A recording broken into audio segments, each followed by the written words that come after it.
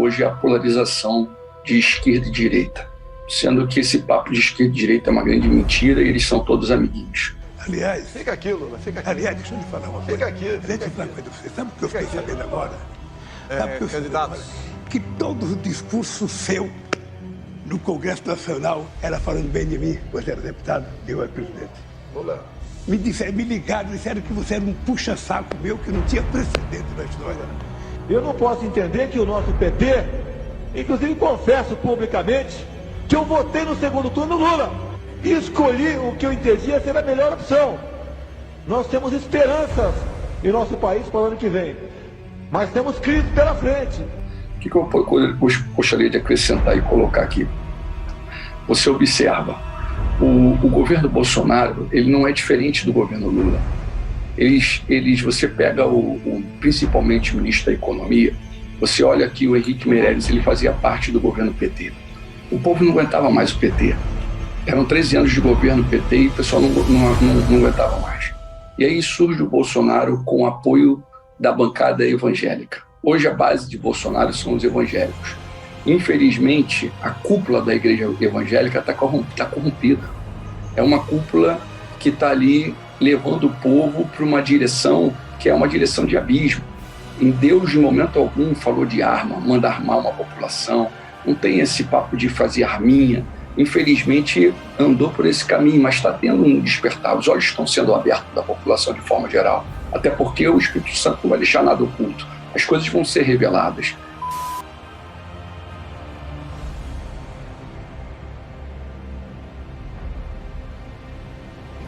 Se hoje estivesse sendo julgado, deliberado, o reconhecimento do casamento civil entre pessoas do mesmo sexo tivesse empatado 5-5, Vossa Excelência, como ministro, votaria a favor ao casamento entre pessoas do mesmo sexo ou não? Como magistrado da Suprema Corte, isso tem que estar abstraído, eu tenho que me pautar pela Constituição. O senhor é favorável ao casamento civil entre pessoas do mesmo sexo? Eu defenderei o direito constitucional do casamento civil das pessoas do mesmo sexo. Obrigado, senhor presidente. O novo ministro do Supremo Tribunal Federal, André Mendonça, ele foi advogado-geral da União, não fez um processo contra inúmeras difamações contra o presidente Jair Bolsonaro. Foi ministro da Justiça, uma gestão inócua, não fez absolutamente nada, um zero à esquerda, a meu ver. E agora, como ministro do Supremo Tribunal Federal, ele agradeceu a Deus a sua aprovação lá na sabatina, a sua indicação, enfim. Mas na história dos evangélicos do Brasil, é um salto. Um passo para o homem, um salto para os evangélicos. Mas os evangélicos, a meu ver, são cristãos. E os cristãos, sejam eles católicos, protestantes, etc., eles seguem a Bíblia. E a Bíblia consta que casamento é homem com mulher. E na Constituição Federal do Brasil, casamento é entre homem e mulher. Não existe casamento gay na Constituição brasileira, e muito menos na Bíblia. E o senhor, como evangélico, e como defensor da Constituição, como o senhor diz que é, o senhor fez declarações e respondeu a perguntas, dizendo que defende o casamento gay, o casamento de pessoas do mesmo sexo. Essa pauta globalista abominável para todos os conservadores e cristãos. O senhor é favorável ao casamento civil entre pessoas do mesmo sexo? Eu defenderei o direito constitucional do casamento civil das pessoas do mesmo sexo. Obrigado, senhor presidente. Então é isso, meus amigos. Esse discurso, porque eu sou evangélico, porque Deus, sabe, isso não engana a mim. Todo conservador, todo cristão, ele prima pela defesa do patriarcado, pela defesa da família. O que é a família e o patriarcado? São os ícones maiores do cristianismo. E é uma das prioridades dessa agenda globalista, da nova ordem mundial, é destruir o cristianismo, destruir a família, destruir o patriarcado. O senhor é favorável ao casamento civil entre pessoas do mesmo sexo? Eu defenderei o direito constitucional do casamento civil das pessoas do mesmo sexo. Obrigado, senhor presidente. Casamento gay, casamento entre pessoas do mesmo sexo, isso é prioridade desses comunistas da nova ordem mundial. E uma prioridade para a maioria, se não maioria absoluta, da nossa Suprema Corte, que segue à risca a agenda globalista. Basta ver as matérias que foram votadas, todas elas. E agora esse novo ministro do Supremo Tribunal Federal, senhor André Mendonça, diz: eu sou a favor do casamento de pessoas do mesmo sexo, de casamento gay. É esse o evangélico, o defensor dos evangélicos que nós temos na Suprema Corte. O Brasil, desde que é o Brasil, a maçonaria tem um domínio sobre a nação brasileira. E dentro da cúpula da igreja evangélica, a maçonaria está lá dentro também.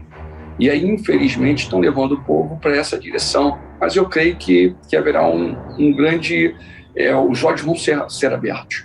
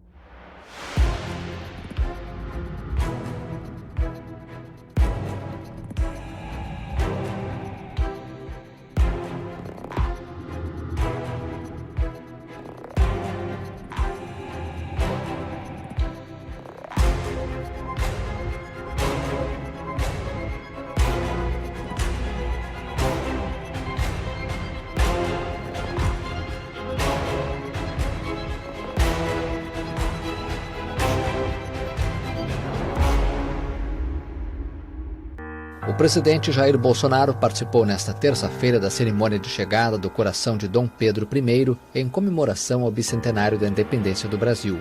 A relíquia de 187 anos subiu a rampa do Palácio do Planalto e foi recebida pelo presidente Jair Bolsonaro e pela primeira-dama Michele. A urna dourada de 9 quilos contém o coração embalsamado do imperador. Bolsonaro executa um ritual de maçonaria ocultista e necromancia com o coração de Dom Pedro I, o primeiro imperador do Brasil, grão-mestre da maçonaria, qual pediu para que seu coração fosse retirado do seu corpo e guardado até os dias atuais. Bolsonaro trouxe o coração dele para o Brasil com um motivo muito especial que tem a ver agora com as eleições do ano de 2022 e com o ciclo que se fecha e se inicia no ano de 2023. É realmente muito pesado. Provavelmente você deve estar desacreditado disso que eu vou te mostrar. Assista esse vídeo até o final, pois as informações que eu tenho para te passar, elas são impactantes. E se você defende algum dos dois lados políticos, é melhor você começar a repensar, pois o buraco é muito mais embaixo, o negócio é muito mais feio do que a gente imagina. É morte de massa. É morte de massa. E eles fizeram um teste. Eles testaram. O coronavírus foi um teste de algo infinitamente pior que eles estão planejando para o futuro. Quando você diz eles, quem são eles? Olha, eu queria classificar essas pessoas como pessoas adoradoras de Satanás. Entendeu? Eu quero classificar essas pessoas que querem morte. Existe uma elite, sim, que tem uma religião sistematizada. Nova ordem mundial. Essa elite é satânica. O que traz por trás disso tudo é nova ordem mundial, que envolve nova ordem, eu já falei, nova ordem, Illuminati junto com maçonaria. Esses são eles, as pessoas que dominam o mundo. Dominam e controlam, e aí tá tudo, essa má distribuição de renda. É uma coisa internacional? É mundial. É mundial. É num cenário de trazer um único governo mundial. Eles estão provocando isso. Quando você falou na entrevista, aquele trecho da entrevista que viralizou, você falou do caixão do FEMA. O que é o FEMA? O FEMA ele ganha dinheiro fazendo caixão, por isso que ele quer que todo mundo morre? Por que eles fazem tanto caixão? O que é o FEMA? Não, é o grupo que está conectado diretamente com a nova ordem mundial. É a opressão, e aí está num momento muito próximo de uma grande opressão. Eles tentaram trazer essa opressão. Quando você pega e fala assim, olha, meu irmão, no período da pandemia, fica em casa, não saia de casa. Mas você que está com dinheiro e tem alimento na tua casa, é muito simples você falar isso. Exatamente.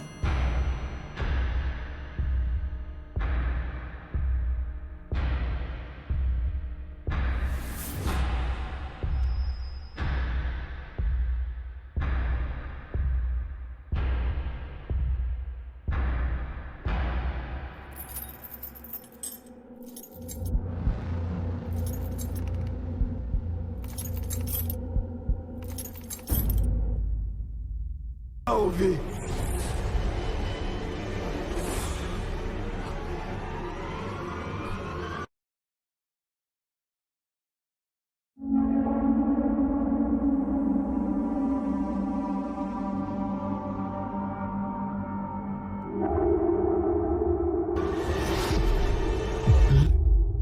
A formação de blocos econômicos. Agora, praticamente toda a América do Sul, a América Latina em si, está vermelha, está trabalhando para a esquerda. Toda aquela história de Foro de São Paulo, o Sal e muitos assuntos que eram chamados de teoria da conspiração, agora passam a ser total realidade, passam a estar em plena harmonia. E o Brasil tende a ir a um único rumo, o rumo em que esses outros países foram e, na verdade, ainda estão indo, como, por exemplo, a situação na Venezuela.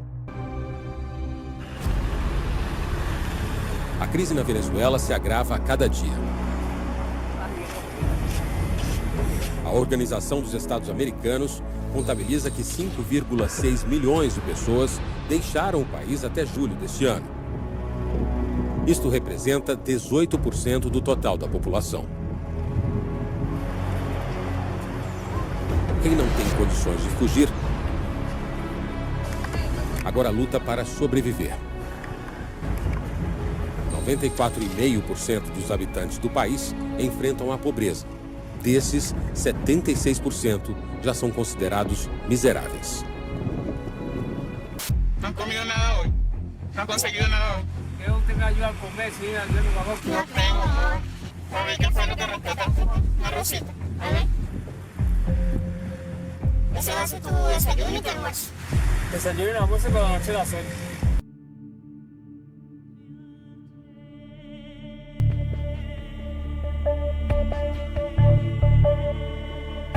A Argentina atravessa uma das maiores crises econômicas de sua história. Com a inflação nas alturas, 4 em cada 10 cidadãos se encontram abaixo da linha da pobreza. Os preços dos alimentos foram os que mais subiram. No acumulado dos últimos 12 meses, a inflação passou dos 60%.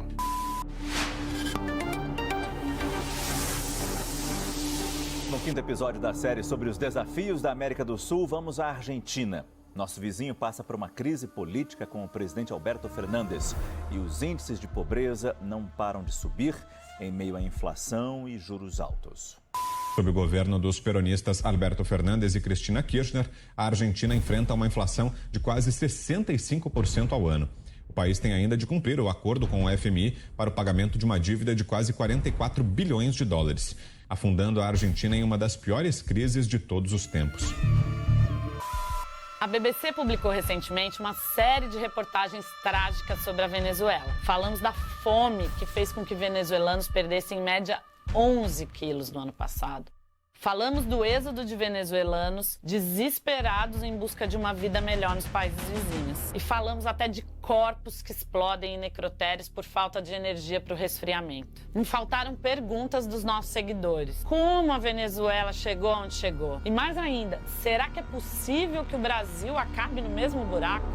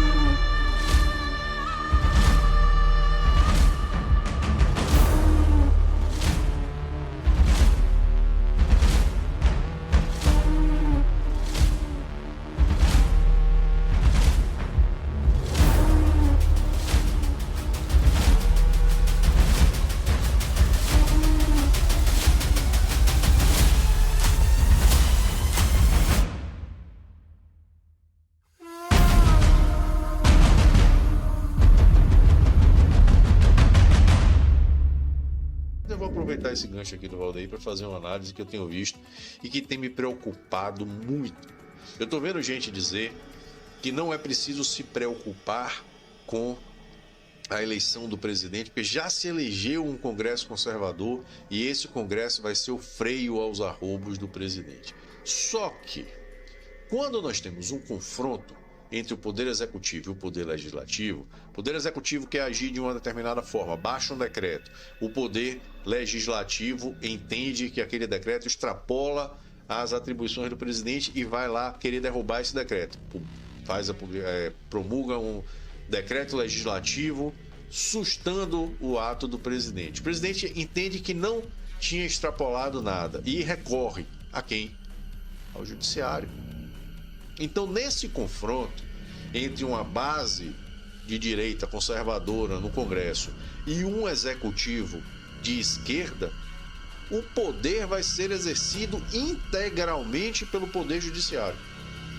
Quem vai ditar oficialmente os rumos do Brasil vai ser o Poder Judiciário. O que nós estamos perto de vivenciar, caso Lula se torne presidente, é a repetição absolutamente integral do que aconteceu na Venezuela, que foi exatamente isso. Exatamente isso. Hugo Chávez se elegeu, não tinha o Congresso para lhe dar apoio, judicializou absolutamente tudo o que quis e o judiciário assumiu as funções do legislativo, alinhado ao executivo. O resultado a gente sabe. O cenário de eleição de Lula é exatamente esse. Vejam que o nosso Poder Judiciário já escalonou absurdamente a sua forma de julgar por contingências momentâneas. Declara expressamente em julgamento que não pode haver censura de nenhum tipo, mas que, como estamos na época de eleição, vamos fazer uma exceção e julgar com base em um juízo excepcional, mesmo que a própria Constituição diga expressamente que é proibido haver qualquer juízo de exceção. Não dá para confiar. A única saída que nós temos no Brasil para a preservação do Estado Democrático de Direito, ainda que no papel, e para que tenhamos a mínima chance de reverter o autoritarismo ao qual estamos agora submetidos, é a reeleição do presidente da República. Se o presidente não for reeleito, acaba acaba. O Congresso não vai atuar porque o conflito vai ser decidido pelo Judiciário. Então as pessoas precisam acordar. Olha o que aconteceu na Venezuela. O cenário é rigorosamente o mesmo, é idêntico. É como querer aplicar a mesma receita e querer que o resultado seja diferente. Então é preocupante isso, é extremamente preocupante. Eu quero fazer um esclarecimento que me parece importante em virtude das notícias, das falsas notícias e das fake news e desinformações constantes no dia de ontem.